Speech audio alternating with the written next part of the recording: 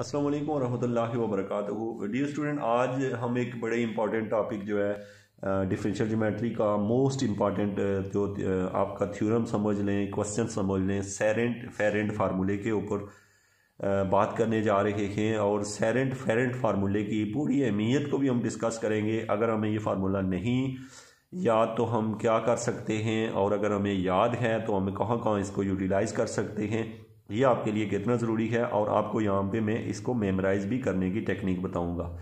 तो स्टूडेंट, सबसे पहले ये याद रखें कि हमारे पास जो बुनियादी तौर पर जो सबसे इम्पॉर्टेंट मतलब पॉइंट ये समझ लें, किसी भी क्वेश्चन को हल करने के लिए डिफरेंशियल ज्योमेट्री में कम से कम इन 3 फार्मूल का यूज़ लाजमी होता है। ऐसा होता क्यों है? क्योंकि हमें पता है कि हम जब भी बात करते हैं वेक्टर की, तो वेक्टर के अंदर जैसे आई जे के बगैर वेक्टर कंप्लीट नहीं होता, आई जे के बगैर। तो इसीलिए यहाँ पे चूँकि हम आई को टी का नाम दिया होता है और जे को हम लोगों ने नॉर्मल का नाम और के को हमने नाम दिया होता है बाई नॉर्मल का। अच्छा, ये भी वेक्टर होते हैं और ये भी वेक्टर होते हैं। ये मतलब वेक्टर मीन ये यूनिट वेक्टर हैं। वेक्टर्स के कुछ नाम होते हैं। यूनिट वेक्टर एक ऐसा वेक्टर होता है जो इसका मैग्नीट्यूड 1 होता है और उसकी कोई ना कोई डायरेक्शन होती है, और उसकी डायरेक्शन जो है वो कोई एक होगी, आई होगी, जे होगी, के, इस तरह की उसकी डायरेक्शन होती है। अब सवाल ये पैदा होता है कि ये जो टी एन और बी है, तो डेफिनेटली आपको ये पता है कि जैसे वेक्टर एनालिसिस के अंदर जिसको आई जे के पता ना हो कि ये लिखना होता है नहीं, तो इसी तरह यहाँ पे ये इंपॉर्टेंट है। तो इसलिए एक तो ये बहुत ही इंपॉर्टेंट फार्मूला है कि टी एंड बी की रिलेशन क्या है। इस फार्मूले का बेसिक मकसद सेरेंट और फेरेंट जो है ना, ये दो अलग जो है वो मैथमेटिशियंस हैं। इन्होंने जो काम किया हुआ है, इन्होंने दोनों ने अपनी अपनी जगह ये दोनों फार्मूले दिए हैं। और फार्मूला क्या है कि जो टेजेंट होता है उसका डेरिवेटिव, और फिर टेजेंट के बाद होता है नॉर्मल का डेरिवेटिव, और बाई नॉर्मल के डेरिवेटिव के बारे में उन्होंने मालूमात दी है। अब हमारा सवाल ये है कि टेजेंट का डेरिवेटिव देखें, एक तो आगे जितने सवाल हम पढ़ेंगे उनमें ये यूज़ होगा, तो इसलिए इंपॉर्टेंट है। अब सवाल ये है कि हमने टेजेंट का डेरिवेटिव लिया, नॉर्मल का ले लिया, बाई नॉर्मल का ले लिया। तो जब हम इनका डेरिवेटिव लेते हैं तो स्टूडेंट हमने ये याद रखना है कि अच्छा, इनके नीचे जब भी मैं लिखूं तो आपने हमेशा इनके नीचे या ऊपर डेरिवेटिव डालना। आप नीचे डाला करो, यहाँ नोट्स पे ऊपर पड़ा हुआ है, आपने नीचे डाला करें ताकि आपके प्राइम, अगर आप कोई सवाल हल करेंगे तो आइंदा याद रखें कि पहले सारा सवाल लिख लिया करें, जहाँ जहाँ टी एन बी नजर आए उनके नीचे वेक्टर डाल दिया करें। क्यों? क्योंकि ये हमेशा वेक्टर होते हैं। अब आपने यहाँ पे ये याद रखना है कि टी बराबर होता है के एन के। किसके? टी बराबर होता है के एन के। यहाँ पर जो के है ये कर्वेचर होता है, यानी कोई लाइन जो है वो कितनी टेढ़ी है। इस फार्मूले के बहुत सारे मकसद है। अगर याद रखें कि अगर हमारे पास कर्वेचर जो है वो ज़ीरो हो जाए तो फिर ये सारा का सारा जो है वो ज़ीरो हो जाता है। तो फिर मतलब ये होता है कि टी का डेरिवेटिव जो है वो ज़ीरो निकल आता है। ये याद रखिएगा। इसका मतलब है कि ये फार्मूला अप्लीकेबल तभी है जब कुछ ना कुछ कर्वेचर हो। कर्वेचर मीन थोड़ी बहुत उसमें बेंडनेस हो। इसका मतलब स्ट्रेट लाइन के केस में टी प्राइम जो है वो ज़ीरो होता है। एक तो ये यहाँ से आपने सीखा कि टी प्राइम इक्वल होता है के एन के। दूसरी चीज़ हमने यहाँ से देखी, दूसरी हमेशा ये तैयार किया करें, एन प्राइम बराबर होता है टार्शन, फिर बाई नॉर्मल माइनस कर्वेचर, और फिर उसके साथ टेजेंट। ठीक है, तो यहाँ पर आपने क्या सीखा? देखें, ये दोनों तो वेक्टर हैं, बाई नॉर्मल भी एक वेक्टर है, टी भी एक वेक्टर है। ये दोनों वेक्टर हैं, यूनिट वेक्टर हैं, और साथ में आ गया टी के। अब देखिए, मैं इसको याद करने का आपको तरीका बताता हूँ। आपसे को कहता है कि एन प्राइम क्या होता है। अच्छा, ये बाद दफ़ा कैपिटल एन में लिखा होता है, तो आपको पता हो बुक में जैसे मर्जी लिखा हो, आपको वो पेपर में पूछता है इसको प्रूव करो। हम अगले लेक्चर में इनको प्रूव करना भी सीखेंगे, तीनों को एक लेक्चर में 1 बाई 1 करके हम ये तीनों देखेंगे। अब सवाल है ये ऐसे लिखा हो या ऐसे हो, एक ही बात है। तो एन प्राइम लिखा हुआ है। अब मैंने एन प्राइम लिखा तो दैट्स मीन मैं ऐसे याद करूँगा। देखें, टार्शन जो होता है ये किस एक होता है और एक होता है कर्वेचर। अब आपको फ़र्क पता हो कि क्या चीज़ होती है टार्शन और क्या चीज़ होती है कर्वेचर। देखें, एक कर्व जब बेंड होती है ना तो वो देती है हमें टार्शन।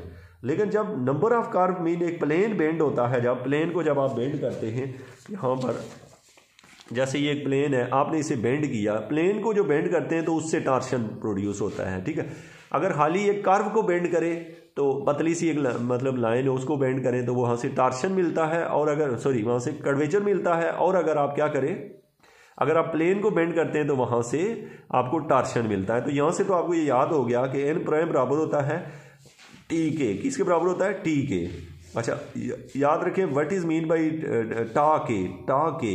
अब डेफिनेटली ये टा जो है ये टा, इसके साथ अगर टी लिखें तो देखें ना टा टी बुरा लगेगा हमें, तो इसलिए हमने यूँ किया कि टा और के में इसके साथ जो टी है, जो टा है, टा के साथ हमने बी लिख दिया और के साथ हमने टी लिख दिया, तो बीच में ये फार्मूला है टा बी माइनस के टी, टा बी माइनस के टी। याद रखिएगा यहाँ बी और टी जो है ये दोनों वेक्टर है। कौन से वेक्टर हैं, ये दोनों। तो अब एक और चीज़ मैं आपको बताऊँ, टोटल चीज़ें देखें आपने क्या पढ़ी हुई हैं, आपने असल में पढ़ा हुआ ये है, यहाँ से देखें कैसे याद रखोगे। देखें हमारे पास तो टी होता है, नॉर्मल होता है और बाई नॉर्मल होता है, टार्शन, नॉर्मल और बाई नॉर्मल। देखें मुझे कोई कहता है इसका डेरिवेटिव लो, तो डेफिनेटली इसका डेरिवेटिव इन दोनों पे डिपेंड करेगा। किस पे, इन दोनों पे। ज़ाहिर है खुद तो वहाँ दूसरी साइड पे आ नहीं सकता, तो हमें ये समझ लग गई कि एक तो हमने याद कर लिया, एक होता है टा और एक हो गया कर्वेचर, ये हमने याद कर लिया। टा जो होता है ये कोई प्लेन कितना टेढ़ा है उसको बताता है, और कर्वेचर बताता है कि कोई लाइन कितनी टेढ़ी है। एक तो ये हो गया। अच्छा आपको पता है प्लेन बहुत बड़ा होता है लाइन की निस्बत, एक प्लेन बहुत सारी लाइनों से मिलकर बना होता है, तो इसलिए टा पहले के बाद में। अब बीच में हमने लिखा माइनस। अब देखिए यहाँ पर चूंकि एन आ चुका है, पीछे बचा क्या है, यहाँ पे आ गया, मैंने आपको बताया यहाँ पे आपने बी लिख दिया और यहाँ पे टी लिख दिया। तो ये जो फार्मूला बना है टा बी माइनस के टी, इस फार्मूले को जो है ना, ये जो लिखा हुआ है टा बी, ये आपने याद कर लेना है कि एन प्राइम इक्वल टू टा बी माइनस के टी। ओके, अब हमारे पास है formula number 3 by normal. By normal का फार्मूला होता है, यहाँ पर हम देखें तो वो होता है माइनस टा और साथ में एन, माइनस टा एन। अच्छा ये है बाई नॉर्मल का फार्मूला, क्या है, माइनस टा एन। अभी हम इन तीनों को याद करने की कोशिश करते हैं। सबसे पहला हुआ टी का प्राइम, हमेशा सबसे पहले यही याद करना पड़ता है, ठीक है। और फिर उसके बाद पहला है टी प्राइम, नंबर 2 है एन प्राइम और थर्ड है बाई नॉर्मल प्राइम। हमने पढ़ा कि टी प्राइम होता है के एन के बराबर, K mean curvature, N mean normal. अच्छा इसके नीचे हमेशा हम एक लाइन डाल देते हैं, ये वेक्टर शो करती है। कर्वेचर स्केलर क्वांटिटी होती है। एन प्राइम जो है वो क्या होता है, हमने कहा एन प्राइम बराबर होता है, अभी हम पढ़ के आए हैं, इधर आता है टा, यहाँ आता है के, ठीक है। इसके साथ हम लिख देते हैं, चूंकि एन आ गया है यहाँ बी और वहाँ पे टी, दरमियान में आता है माइनस, ये हो गया। और थर्ड फार्मूला है बी प्राइम, बी प्राइम को हम लोग लिख देते हैं माइनस टा एन। अब इसको याद कैसे रखोगे, माइनस टा एन। मैं आपको बता चुका हूँ कहीं पे भी टा टी लिखा हो तो हमें बुरा लगे, मतलब याद करने के लिए बता रहा हूँ, खाली बुरा लगेगा। तो इसका मतलब है यहाँ टा के साथ या तो टी आए, टी तो हमें बुरा लगता है, नहीं लिखते। अच्छा फिर बी आए, बी खुद यहाँ आ चुका है, नहीं लिखते। फिर बचा ही एन था, होते ही तीन है, तो वो यहाँ पे आ जाते हैं।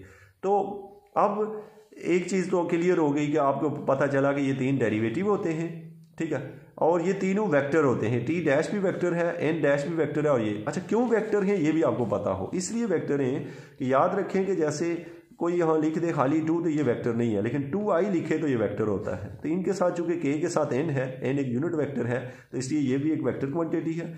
इसमें इसके साथ भी एक वेक्टर है, इसके साथ भी एक वेक्टर है, तो ये भी एक क्या हुई, वेक्टर क्वांटिटी। और इसके साथ भी वेक्टर है एन, तो ये भी वेक्टर क्वांटिटी हुई। यहाँ पर एक बात और याद रखनी है, कोई बंदा आपसे कहे कि एक वेक्टर को एक स्केलर में ऐड करो, तो ये बात गलत होती है। कभी भी एक वेक्टर को एक स्केलर में ऐड नहीं किया जा सकता, हमेशा वेक्टर को वेक्टर में ही ऐड किया जा सकता है। हम थोड़ी सी बात कर लेते हैं यहाँ पर टार्शन के ऊपर, बल्कि टार्शन पे हम नेक्स्ट वीडियो में बात करेंगे। इसमें जस्ट ये था कि ये 3 इंपॉर्टेंट फार्मूले हैं, वो आपने तैयार करने हैं। नेक्स्ट वीडियो में हम लोग देखेंगे 1 by 1, पहले हम टार्शन के ऊपर बात करेंगे और साथ में हम प्रूव जाएंगे 1 by 1, एक का प्रूव भी देखेंगे कि हम इनको प्रूव कैसे करते हैं। Thank you so much.